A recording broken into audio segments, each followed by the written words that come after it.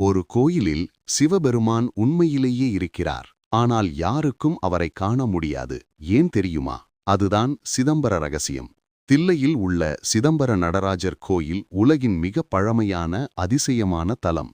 இங்கே நடராஜர் ஆடிக்கொண்டிருக்கும் வடிவத்தில் சிவபெருமான் இருக்கிறார். ஆனால் அந்த கோயிலில் ஒரு தங்கத் திரை எப்போதும் மூடப்பட்டிருக்கும். அந்த திரையின் பின்னால் யாரும் பார்க்க முடியாத ஒரு வெற்றிடம் மட்டுமே.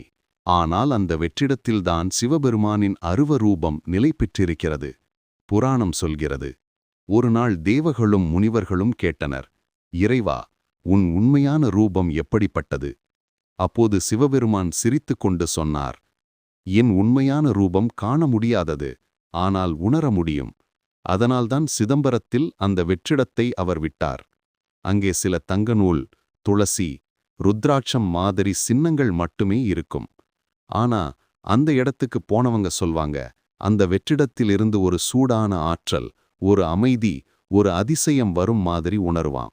அதுதான் சிதம்பர ரகசியம். அது ஒரு இடமில்லை, ஒரு அனுபவம். சிவபெருமான் சொல்ல வருவது ஒன்றுதான், என்னை கண்களால் பார்க்க வேண்டாம், உன் உள்ளம் அமைதியாக இருந்தால் அங்கே நானே இருப்பேன். ஓம் நம சிவாய.